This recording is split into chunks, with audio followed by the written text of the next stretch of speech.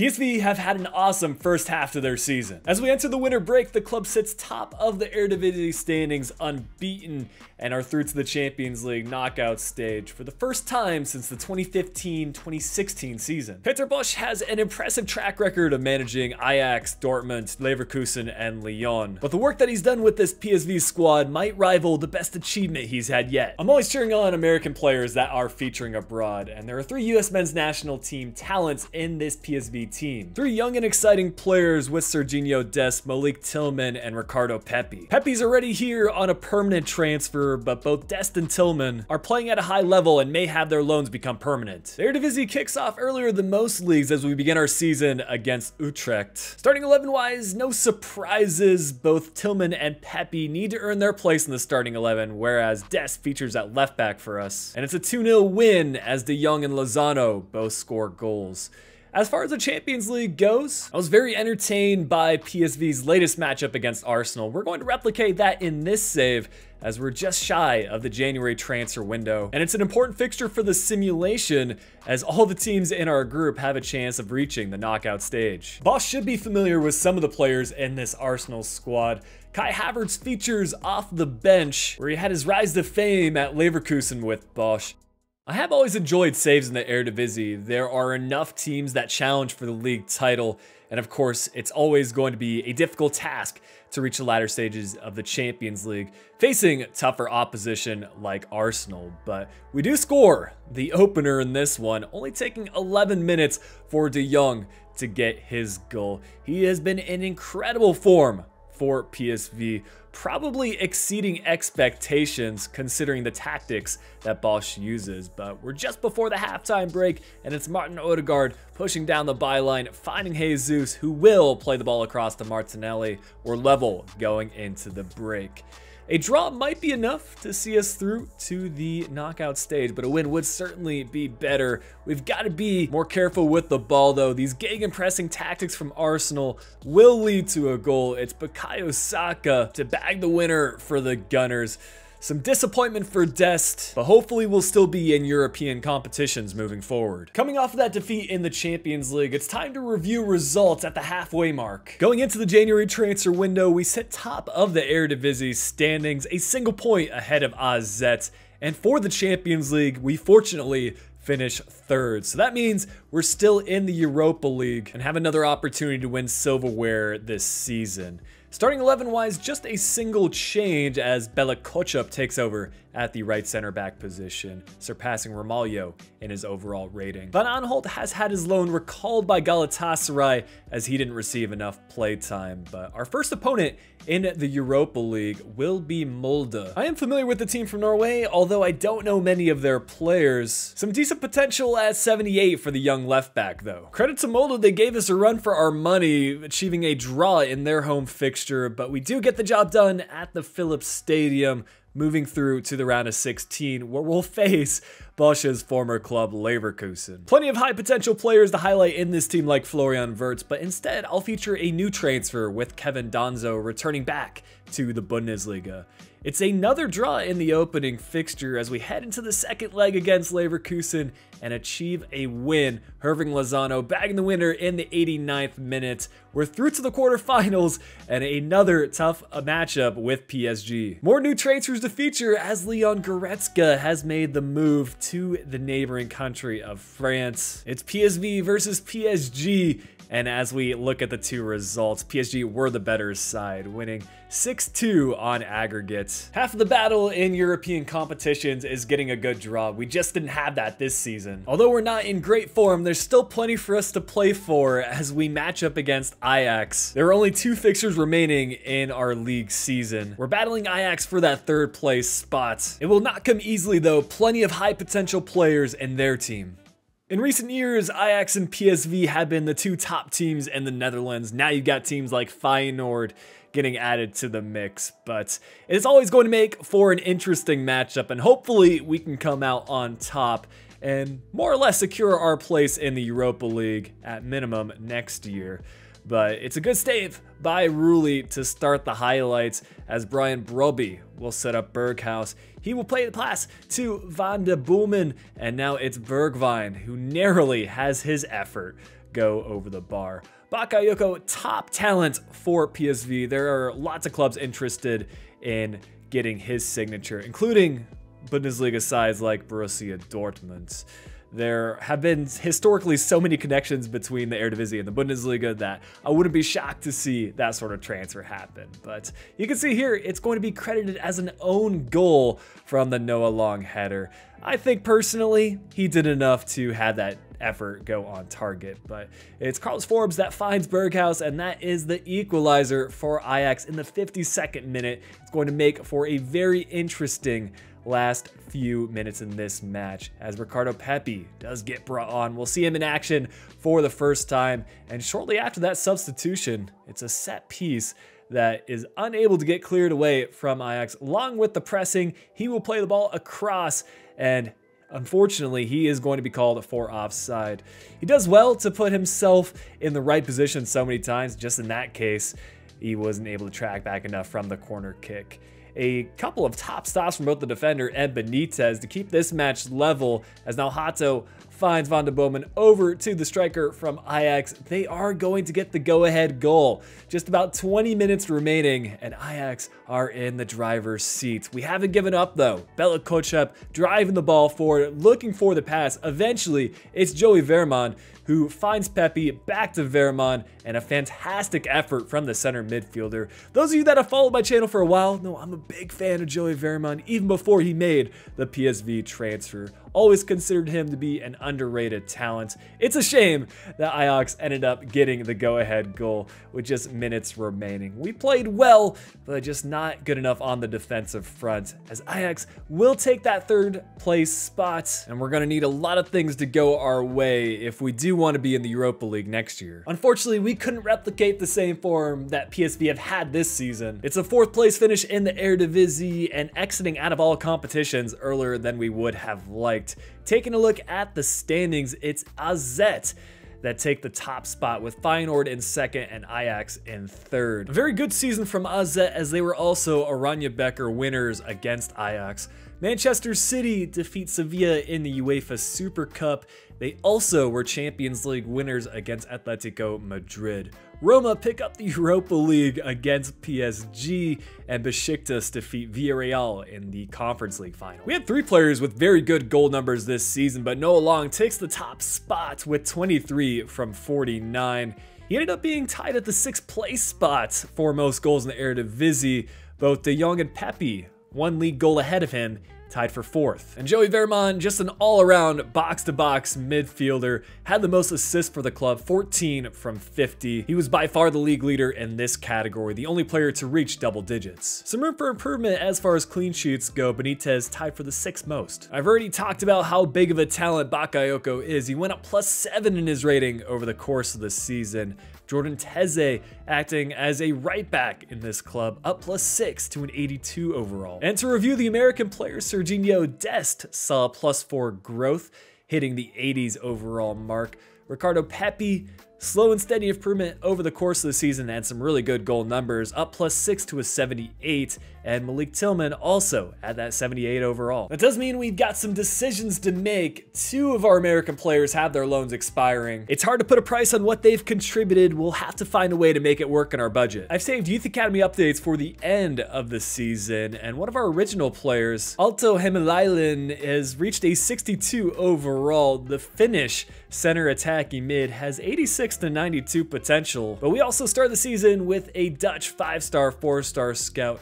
He set up a network in the Netherlands searching for a technically gifted center forward. It was just last season that Ruud van Nistelrooy was managing PSV. He also had some ridiculous goal numbers for the club in his playing days. Huub Jacobs will look to follow in his footsteps. The 59 rated Dutch center forward has 86 to 92 potential. We also used whatever was left of our budget to sign some more 5-star scouts. Mitch Bosch made the trip to Belgium looking for a physically strong center forward. You've got to go back a few years, but Dries Mertens also featured for PSV. Jonathan Michel seems to be a decent talent, 57 rated for the Belgian center center forward, 81 to 94 potential. Kostel Dobra is our final 5-star scout.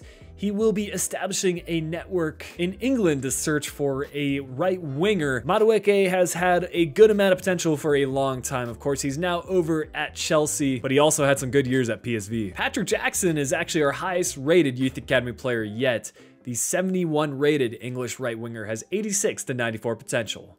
I want to thank Sangalo for sending me this free kit to wear throughout the video. Sangalo is partnering with football clubs from all around the world and offer unique club jerseys for order. This one is from Geelong International FC in Singapore. It's not too late to take advantage of Sangalo's holiday sale going on right now, with some jerseys up to 40% off of their original price. This can make for a great gift idea for a football fan in your life, or to treat yourself to something special during the holiday season. Consider using my unique affiliate link located in the top line of this video's description. I'll receive commissions for any purchases made using my link. We'll look to hit the reset button in Season 2, and as expected, we'll have some shakeups to this PSV squad. For board objectives, we'll try to sign a Dutch player to the team, and for domestic success, winning the Eredivisie, winning the Oranje Beker, and for continental success, winning the Conference League. The way that I want to use this 70-odd million in our transfer budget is to bring back some former players, starting with Sergiño Dest. He works well in the PSV system because he has the freedom to get forward and show his attacking flair. This really only works if you have one other defensive-minded fullback like Teze. But it's a 25 million fee to see Dest join. His valuation is set at 22 million, so this isn't a horrible deal. And for Malik Tillman, he already has 5 goals and 3 assists with PSV in the league. It's coming off of a season where he had 10 goals and 4 assists with Rangers and won the PFA Scotland Young Player of the Year. Slightly less for this transfer sum, 17.5 million. It's actually lesser than his current valuation because his contract is running out. Offers coming in, including that from the team that we defeated in the Europa League last season, Leverkusen. They're making a charge in the Bundesliga and they want to sign Noah Long. And for Bakayoko, big interest coming in from Real Madrid and Juventus. It's going to be a 70 million fee for Long to join Leverkusen and Xabi Alonso in Germany. Real Madrid spending a little bit less to secure the signature of Bakayoko, but 2 really good deals to further invest in the future of this club. A few other significant but lesser transfer deals as Junior joins Benfica for 17.5 million, Obispo heading to Celta Vigo for 5 million. With a couple of wingers leaving the club, we'll see the return of a player that was here on loan in Savio. He's having an incredible season right now for Girona, who currently sit first in the La Liga standings. 4 goals and 5 assists is much better than the statistics he had with PSV, where he honestly struggled to get matches with the first team. Maybe he'll have a different future with Peter Bosz now in charge. But it's a 35 million deal to see Savio join us at PSV as our new number 7. He's showing great potential, and I fully expect him to see a lot of growth in his overall. We'll check off our Dutch signing with a center back transfer in Mies Hilgers. This is one of the few players outside of the top 3 to 4 teams in the Netherlands that has decent potential. However, he might be having his future at Twente as he's recently extended his contract with them. One of the perks of featuring for a side lower in the table is that he's getting plenty of minutes, as he's been a key player in the last 3 seasons and has even made an appearance with the Netherlands under-21 squad. A pretty good sum, as Twente will receive 15 million as part of the transfer, a little bit more than Hilger's 11.5 million on valuation. And we'll turn outside of the continent, heading to South America now, and Boca Juniors to secure the transfer of Ezequiel Fernandez. The deep-lying playmaker with a 5-star weak foot is held in high regards by Boca fans.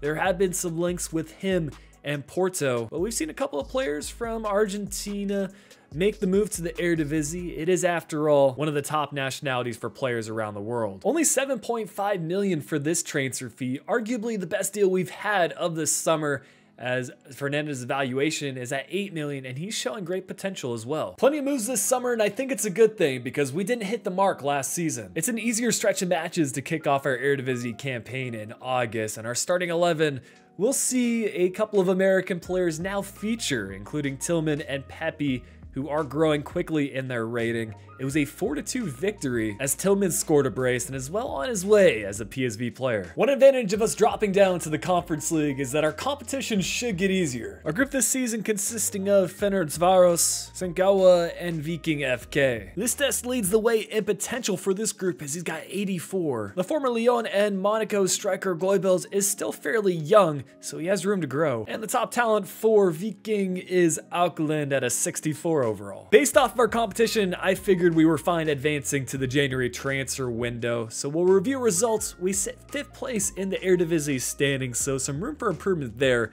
But little to my surprise, we do finish top of our Conference League group, so we will continue our charge in trying to win some silverware this season. I don't think there's any pressing concerns in our starting 11, so we'll push on to the round of 16 of the Conference League up against Lech Poznan. We've got the former Chelsea talent with Lucas Piazon at a 73 overall. It was a 3-0 win in the opener and a 3-0 win in the second fixture to put us through to the quarterfinals against Stade Rennais. Big fan of Gift Orban in FC24. Signed him in my Brighton save. An incredible striker if you haven't tried him yet. But Stade Rennais winning the first fixture 2-1. And they also win the second match. Gift continues to score goals for them. And we are once again out of European competitions. That'll finish up April and into May. We've got one Eredivisie fixture left, and it's up against league leaders Feyenoord. What a storyline ending to this season. It's pretty simple criteria: win and we are league champions.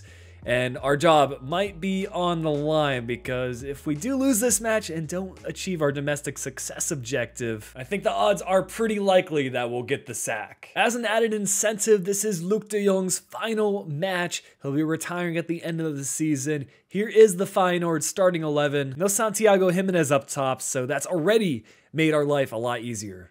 Let's try to use our collective knowledge in the comments section. When was the last time there was a first versus second on the final match day to decide the league title? I'm sure there's some great stories out there in the history of football, but it's going to be Pepi that gets the first chance in this one. Now our starting striker, he's going to have his effort saved by Wellenreuther, but it's no worries as it's going to be Lopez who dribbles through, finds the pass in the middle, Benitez with a solid stop to keep the match scoreless. We're into the second half now, flipping sides, and Feyenoord has another effort go narrowly wide. It's been a close match, and of course, I couldn't go throughout this entire 90 minutes without featuring Luuk de Jong for his final appearance as a PSV player. What a ball here from Boscagli to Sergiño Dest, pushing forward at that left back position. He's going to find Savio, who will go with a cool, calm, collective finesse shot effort on the near post. That's going to give us the advantage, and all of a sudden, the league is in our hands. We've got to stop this Feyenoord team though. Benitez was having an incredible match, making save after save. He's got his defense supporting him, and we're going to try to keep our clean sheet here. Another goal would be nice though. Lozano skipping by the Feyenoord defense. He'll play the pass in the middle, and it's another American that makes an impact on this match. This time Tillman with the goal to, more than anything, give us the Eredivisie title. Finally, we've got some silverware. Can't have De Jong as our captain, but it's Teze that is now taking over. A longtime PSV player, happy to see him lift the trophy for us. And despite all the departures, we made it work this season. It's a good thing we won the league because we were less than stellar in other competitions. We are going to see the bus parade though, and arguably the most important objective of returning PSV as the top team in the Netherlands has been achieved. A pretty ridiculous stat line when it comes to the points tally. First and fourth were only separated by 2 points. AZ will go back-to-back as Oranje Becker winners against Sparta Rotterdam. UEFA Super Cup going to Manchester City once again, who go as doubles in the Champions League. Borussia Dortmund defeating Manchester United in the Europa League final on penalties, and Stade Rennais went all the way to the final and defeats Spurs 1-0. Pepi continuing his goal scoring in Season 2, plenty of appearances and securing 28 goals. He was second place for league goals. Only Ivanusek from Feyenoord had more during the season. And in a nice debut year for Savio, 15 goals and 10 assists to lead the club. Tillman actually ahead of him on league assists. Van Brederode had the most in the league and the only player to reach double digits. Benitez saw some improvements this year, third most clean sheets in the league. An update on our other American players, things are slowing down a little bit for Sergiño Dest, only going up +1 in his rating. Tillman is just shy of that 80 overall. We do have a lot of loan updates to check on. Jakob's going up +7 in his rating to a 66 rating. Jackson up +7 to a 79 overall, probably ready for first team action. Michel up +7 to a 64 rating while at Cittadella. And our Finnish center attacking mid was on loan at Como. A lot of Italy loans in this season as he goes up +4 to a 67 rating. We saw a youth academies network set up in the United States searching for any type of player. Just so many connections between PSV and the US. Two that I quickly want to talk about. Ernie Stewart, a Dutch-born striker that also featured for the US men's national team. He's the current sporting director at PSV, and I think he plays a big part in all those American signings this year. Also, DeMarcus Beasley, he featured for PSV most notably in their 2004-2005 Champions League semi-final run. Also featured in 4 different World Cups for the US men's national team. He's got some different sporting camps going on right now, and some players scouted from there have gone on to play at the PSV Academy. Anyways, the talent that we managed to find is Lucas Ambrose, a 70 rated center attacking mid, 18 years old with 86 to 92 potential. We're back to the Netherlands searching for a technically gifted center attacking mid. Ruud Gullit, he is an icon in FC24 and a very notable player for PSV, playing anywhere between stopper and defense to striker and attack. Thomas Kramer is the player we managed to find, a 65 rated center attacking mid-center midfielder. He's got 91 to 94 potential. One final scouting network in Germany as we search for a physically strong center back. You got to go back a couple of years for the former PSV talent Timo Baumgartel. Was a big fan of him during his Stuttgart days specifically. Christian Schultz, a 63 rated center back from Germany. He's got 89 to 94 potential.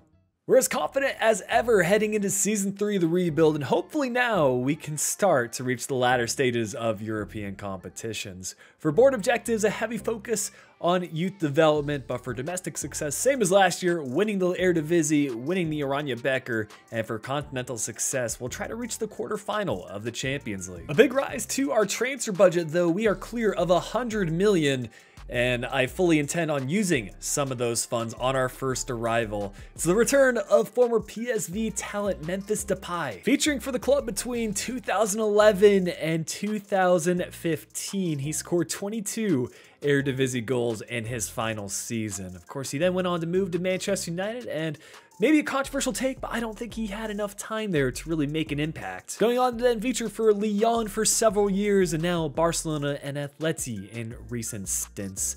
Earlier on in his career, he featured as a left winger, but he's now shifted to more of a center forward, and he really has thrived in that role. The second most goals for the Netherlands behind Robin van Persie in recent years. It'll be a 35 million fee to see Depay return to PSV Eindhoven, and his valuation is 30 million, so it's a lot to be spending, but I think he will be worth it. Martin van der Voort will be our next addition, looking to give us some squad depth at goalkeeper, and you might know the name. He's been a popular signing in recent years. As a Belgian, there have obviously been some comparisons between him and Thibaut Courtois, but he is off to RB Leipzig in the summer of 2024, and it's coming at a good time.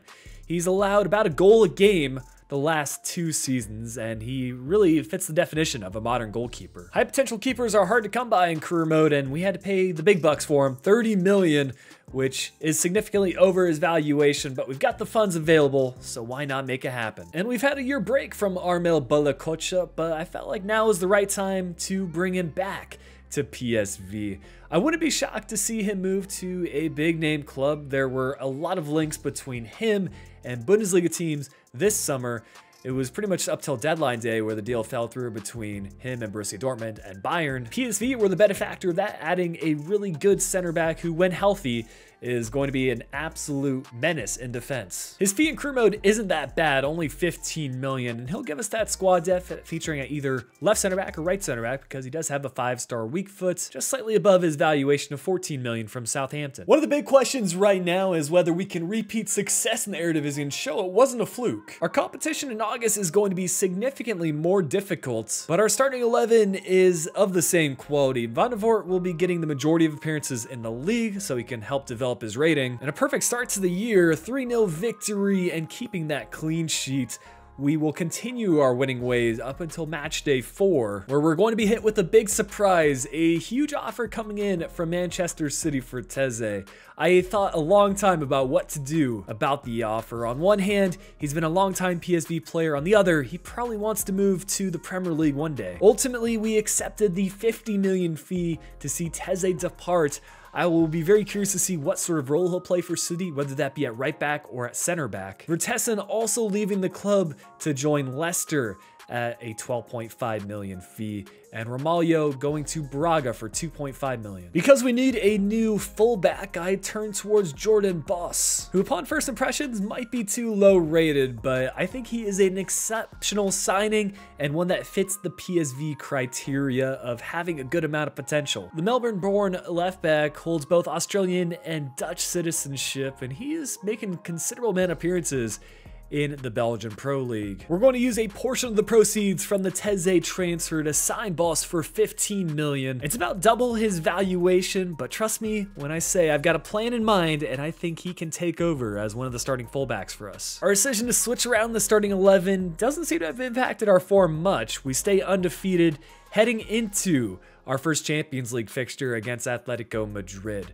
Our group this season actually consisting of Manchester City, Atleti, and Sparta Praha. To highlight some players, of course, you got Teze over at City at an 83 rating, Joao Felix at Atleti at an 86 overall, and finally, Kukta at Sparta Praha at a 77 rating. Because we have so many quality players in this PSV team, I've switched around our starting 11 accordingly. We're rotating things around at the goalkeeper position. Benitez will get starts in the Champions League, and as you can see, Boss taking over at left back, Dest now at right back. And perhaps most importantly, Depay taking over as captain for the club. He's offering that veteran leadership. So far, so good in the Champions League. A 2-0 win in our campaign opener and a 3-2 victory against Sparta Praha. That'll put us up against Manchester City to really show that we mean business in the Champions League group stage. Unfortunate to see Teze not yet in the starting 11, but I don't think he's too far off. You've got some older center backs who he could probably take over for one day.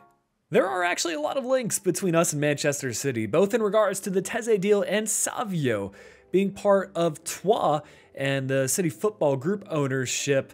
I wouldn't be shocked if he eventually features for Manchester City. Only time will tell. For now, let's focus on the picture and what he's doing at Girona. But Pepi, off of the goal kick, is just going to take over and make the spotlight on him. He'll score in the 42nd minute to give us the advantage going into the break. And there really weren't too many chances in this one. Haaland squares this one away to De Bruyne, back to Haaland, but a good save from Benitez, keeping a clean sheet in one of his few appearances this season, and Pepi scoring the only goal of the match to put us 3 for 3 as far as Champions League matches go. Let's hope that that good form continued up into the January transfer window. We'll once again review results at the halfway mark of the season, and for the league, we sit atop of the table. Feyenoord 1 point behind us. Ajax and Heerenveen now creeping into the top 4. For the Champions League, we will also finish first in our group. The second half of the group stage didn't go quite as well as the first half, but we did enough to get us through to the knockout stages and hopefully some easier opposition moving forward. At the goalkeeper position, I see Van de Voort being our full-time GK because Benitez was unhappy with his playtime, and because he submitted a transfer away, I figure we might as well just not feature him because he's not even our best option. We'll go into the round of 16 of the Champions League with another club we have some ties to in Manchester United. Sacha Boey making the transfer there at an 84 rating at right back. We'll win the first match 1-0 courtesy of Memphis scoring against his former team, and the second fixture goes into extra time and Memphis ultimately scoring the winner to put us through to the quarterfinals, where we'll now match up against another English opponent with Arsenal. We have played them before in the Champions League group stage, and here we are again now in the knockouts. Kai Havertz up to an 87 rating, but we were the dominant side in the first match, winning it 3-0. Before we can play the second leg, we've got a cup final. This is the first time we're featuring in the Oranje Beker final, and it will be against Feyenoord, who sit third place in the league and are right behind us for top of the Eredivisie. Despite a late goal from Feyenoord, we'll win the match 2-0, and that means another trophy celebration.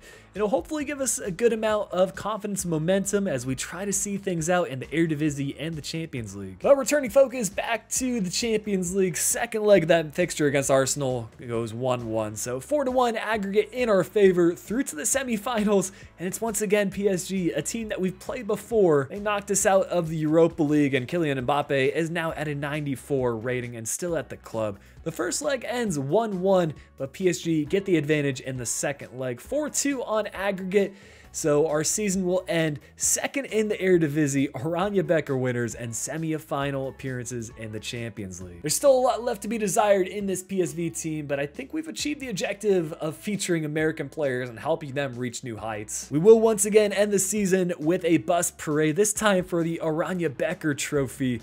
And a look at the final league standings, Ajax take the top spot with 83 points. Manchester City will continue their dominance in the UEFA Super Cup, defeating Dortmund 3-2. And Bayern will now take the title as Champions League winners, defeating PSG. Benfica get the win against Roma in the Europa League. Newcastle were Conference League winners against Bodo Glimt. Savio continuing his performances, now with 28 goals from 50 appearances. He was the top goal scorer in the Eredivisie, with Pepi equal with another player for second place.